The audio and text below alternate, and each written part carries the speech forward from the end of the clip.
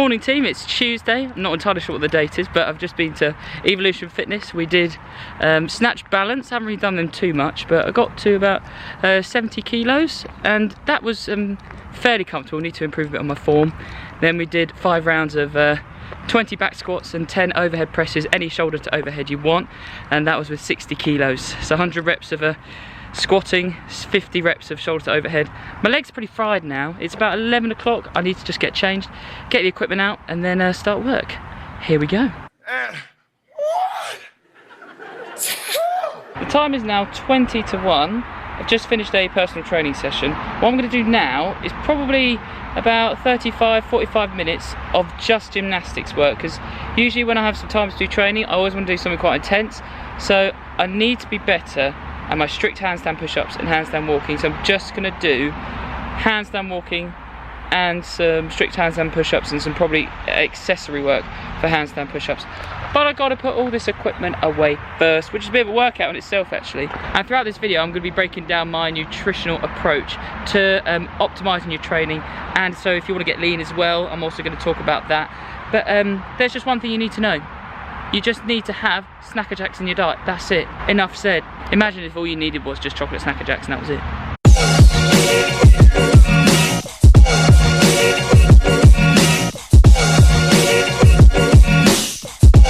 Handstand walks are great to do and incorporate in your training for shoulder stability, and even in my opinion shoulder health. Some people may disagree with me on that, but I really think it's good for helping you increase shoulder strength, increase your strength in the shoulder girdle as well. But doing handstand walks, I found on football fields, which are very noduly and have a lot of divots in them, is a lot harder than doing it on flat ground. So if you can get really good at doing handstand walks on a football pitch or a field, then when you go back into a gym setting and do it on a flat floor, it's going to feel so much easier. So definitely give them a try. Just in the middle of doing my handstand walks, so I'm doing roughly 3/4 of an hour of handstand walking and the gymnastics stuff that I've just explained. But it's a football here, so I may treat you to seeing how many keepy uppies I can do first attempt. No other attempts, only one try. First of all, I'm going to try from the goal line, get to the edge of the 18-yard box. That's going to be interesting.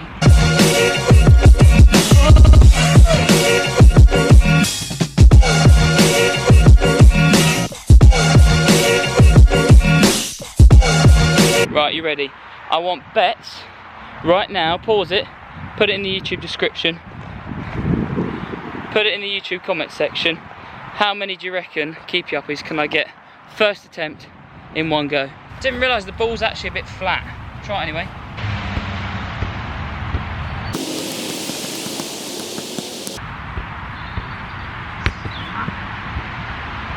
There you go. That's 19 reasons why I should never play football. I've just done about 20 minutes worth. I've been attacked by acorns, there's squirrels up there. About 20 minutes worth of handstand walking.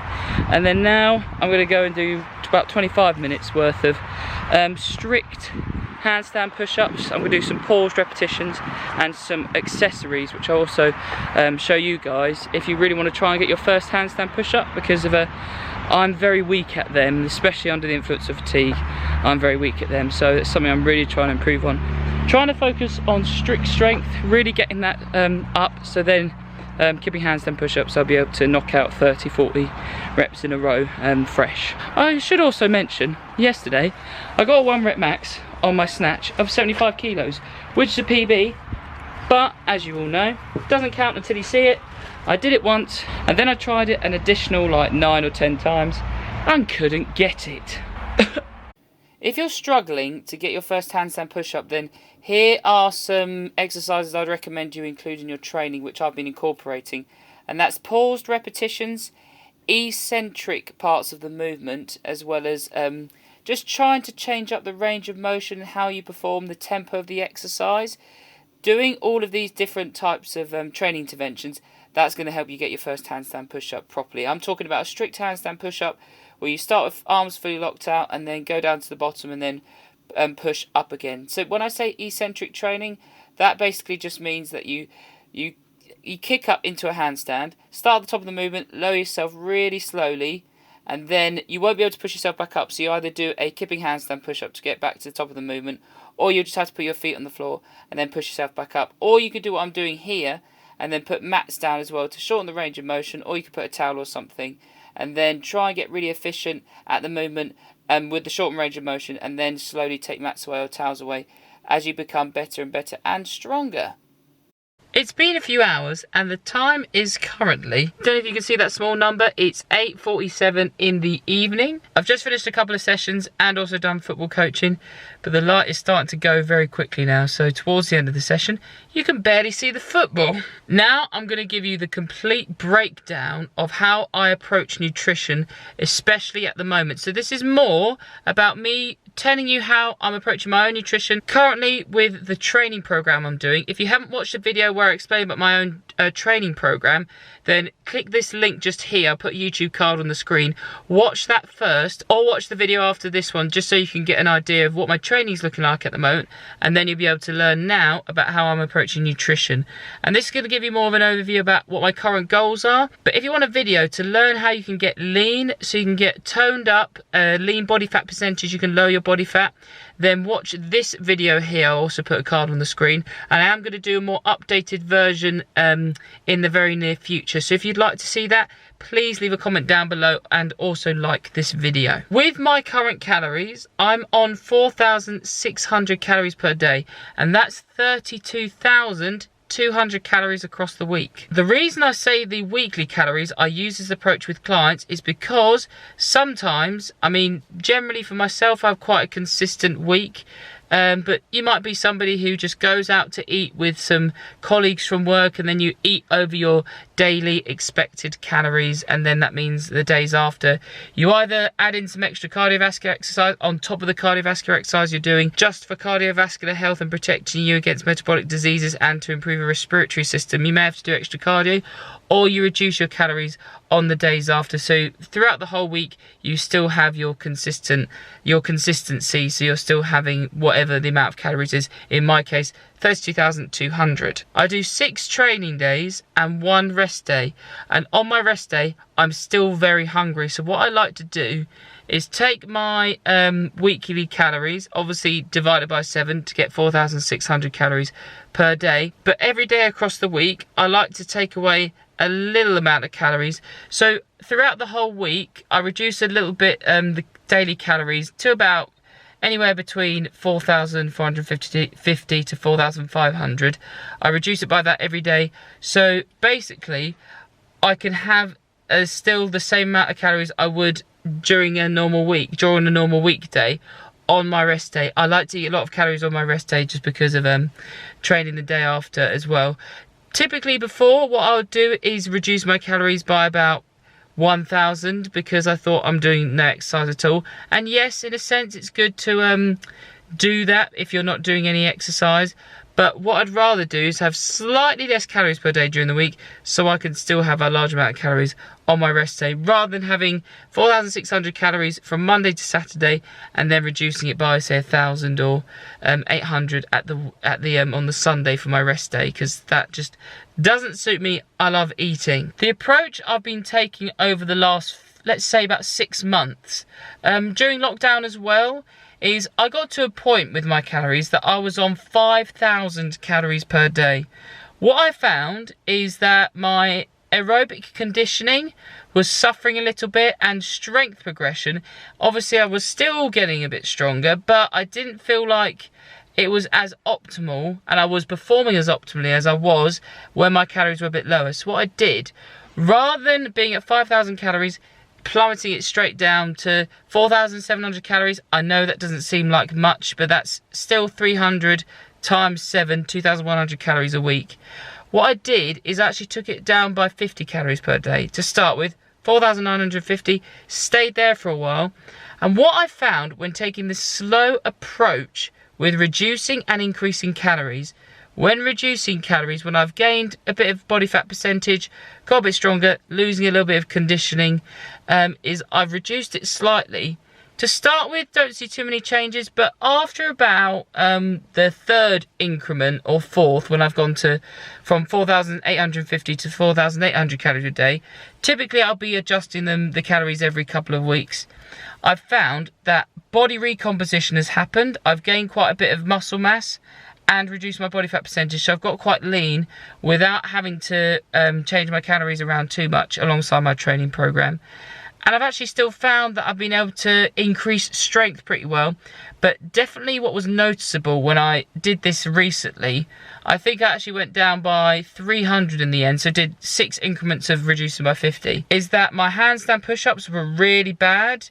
And then I think I went from doing only 5 in a row up to 15 in a row of strict. And I mean, recently my handstand push-ups, I'm still trying to improve them, as you know, you've seen from this video, but it was really noticeable about how I was able to do that. And also then I started to be able to do muscle ups on the bar and also on the rings. I could do them on the rings already, but the bar I was never able to do. Whether that's just me improving my technique, I don't know, but I did find that this little change in body composition really just helped my gymnastics massively. So then when I reduce calories and get to a point of where I'm pretty lean and I want to build strength again, even though I'm still building strength because my calories are so high, then I start adding in a little bit of calories, which I'm currently doing at the moment. I'm on 4,600 calories a day. Planning to up that probably when I get back from going away with my parents, and that'll be in a week or two's time, and that will be going up to 4,650 calories a day, which will be roughly 32,550 calories in a typical week. So I'm not going up by much every time. 50 calories times 7, yeah, 350 calories. And just to slowly build it in so I can maintain leanness, maintain good conditioning, and then start getting stronger at the Olympic lifts and the and squatting and powerlifting movements. Because my dead is about 200 kilos. I haven't hit that in a while though, just because I think I'm a bit leaner. Squats 155 currently. Overhead press is probably like, if we're doing like a strict press, probably 62. And then I got a snatch at 75 kilos the other day, as I told you in this video. So I'm doing not too bad, but I need to get stronger for CrossFit. Personally, in my case, I like to eat calories later at night, just because I have calories then the next morning I typically train quite early. So I find that I don't like having a meal beforehand I train. What I like to do instead is have the food the night before, then I feel ready to go up and just go out and train when I wake up. Protein at the moment, it's not through the roof. A lot of people will be quite surprised actually about probably how low my protein is. At 81 kilo body weight, that's roughly 176 pounds or even 180 pounds. But I probably typically have 0.8 of a gram of that, which is roughly 140, 150 grams of protein a day. Nothing much, because I have a lot of carbohydrates as well, and fat, and the foods that are pretty low in protein but still have high carbohydrates and high fat in it, they still have protein in it. So I'm sure, you know, I'm still getting a lot of protein from them as well. So I'm definitely hitting at least 0.8 of a gram of protein per pound of my body weight, and I'm finding that I'm building muscle and still building strength. At the moment as well, I have my couscous concoction, which contains vegetables, complex carbohydrates, and lean protein sources. But during the day, I like to have low volume, high-ish calories or moderate calorie snacks, which are quite fast-acting carbohydrates, because basically I'm on the move a lot with moving weights around and doing my own training. And then when I know I've got some time to digest food, then I have a bigger meal, because I've done it before. I've had a really high volume vegetable complex carbohydrate meal, then about an hour later gone to do a fitness class at the local CrossFit gym, and then been like I definitely have less meat than I used to. I still have meat though, I love it, love a lot of chicken, but we do have corn now. Don't have much tofu, haven't tried that yet. Definitely have quite a variety of protein sources, whether that be meat free and non-meat free. And then I also do like to have omega-3, not the fish oils. I don't take the tablets. I haven't had any supplements in a long time, just creatine, but foods that contain omega-3s, because that's really good for joint health, so I try and include that as well. That was just to give you a bit of an overview of how my nutrition is at the moment and how I approach it. If you'd like any more detail, or you'd like me to speak about something else to do with my nutrition, I'm gonna be more than happy to. And also, if you'd like that video about how to get lean and toned and to get a low body fat percentage, I can give you that instructional video. Let me know. Thanks again for watching. I'll see you in my next video on Saturday.